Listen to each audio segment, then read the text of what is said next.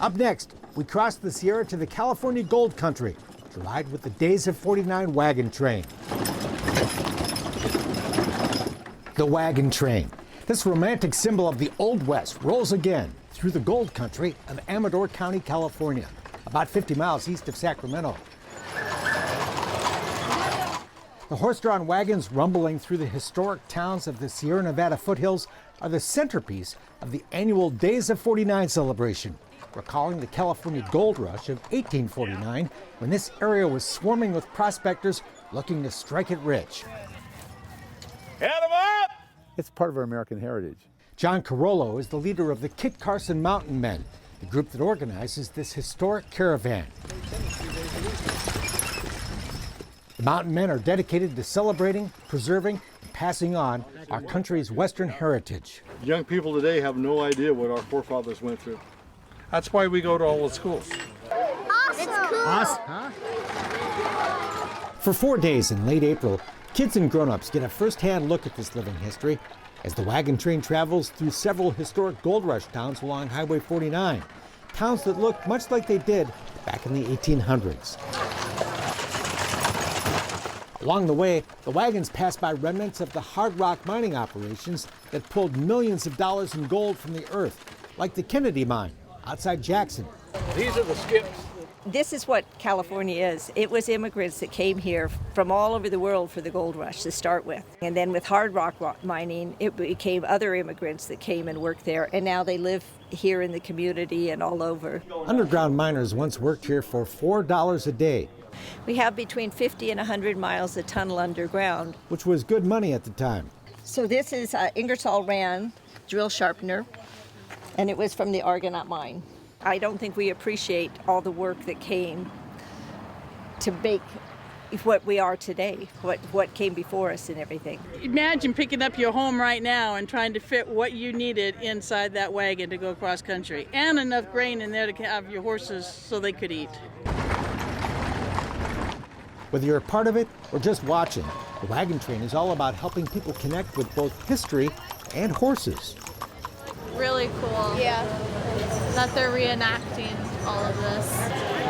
Are you guys tired? Here, hold that a minute. I love getting to let the public see the horses. When she's not driving horses, Annette NYLANDER is a computer science professor at Sierra College. Watching the kids' expressions when they get to come up and pat the horses. Watching the adults melt, because they're good for our souls. I love horses. The amazing thing about going on a wagon train is that I get to meet the most amazing people. Denise Smart spent 6 months recreating her dress from the Old West era. I don't know, there's something that just fascinates me about it. Whatever that is, the men and women on the wagon train have loved horses, wagons, and the Old West as long as they can remember. I've been a wagon train groupie since I was 10 years old. My parents moved to Placerville, and we just happened to be on Main Street one day when the Highway 50 wagon train came down. It's the most amazing thing I ever saw. I think I was born too late.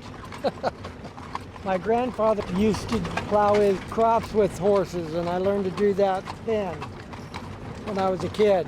I just love doing this. It's perfect. Wagon training is not an inexpensive pastime.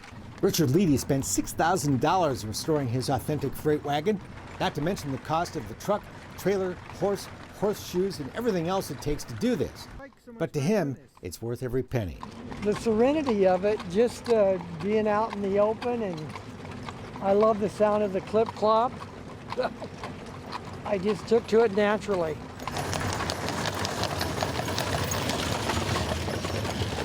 It's fun. Do it whenever I can. Dave PRESZLER is one of the wagon train outriders, helping out Pam Andrews, who's driving the wagon behind him. So what's your job as wrangling for her? Oh, hold her horse, do whatever it takes, make sure there's no problems. The friends, the camaraderie. Everybody's here has a common interest, and we all love doing this. It's a lot of work, but well worth it. You get a glimpse of just how much work it is when you watch the teams of horses get hooked up in the morning. You don't just turn the key and go. Well, I'll tell you what, I was born in Dodge City, Kansas, and I traded my first horse for wages on a farm when I was about 12 And I've had horses ever since, and as soon as I got big enough to handle a wagon, I started playing with wagons. And it's a lot of work to get all the permits and everything else it takes for the wagon train to go down the road. And it's best if you start real early doing this. Every little town you go through, you need a special permit. Caltrans has their own permit, so it gets pretty big. So you have a big task list, and you just keep working through that task list. It's going pretty good. People are very cooperative. They're actually enjoying the wagon train, even the cars that have been stopped in it. Once the wagons are rolling, Wagon Master Dan Dietrich is the man in charge. Number one is safety. Safety to get all of this through here in one piece without any wrecks. And number two is make sure we're kind of sort of on time, but that's what I have my assistant Sherry for. I want you to keep an eye on the wagon in front of you, and when you feel comfortable, let her rip, okay? Sherry Souza is second in command. People have been doing it for hundreds of years, but it's a dying breed, and it's our goal to keep it alive. Oh, this is my favorite event of the year. Is it? Yes. Yeah. Why is that? I love it. Oh, I just love the horses. And I think it's fun that it's a multi-day thing. I look forward to it every year. Me too. My girls love the horses. One goal of the wagon train is to get the next generation passionate about horses in history, and young outrider Taylor TOLLETT is proof that's working. That's all she wants to do is just ride her horse all day, every day. Yeah. The wagon train also shines a spotlight on this beautiful part of the new American West. Amador County is wine country, home to vineyards, award-winning wineries, and wine tasting. Delicious. Very nice. Who doesn't love a good white wine? You can stay in beautifully restored historic hotels, like the Imperial Hotel in Amador City, which first opened back in 1879.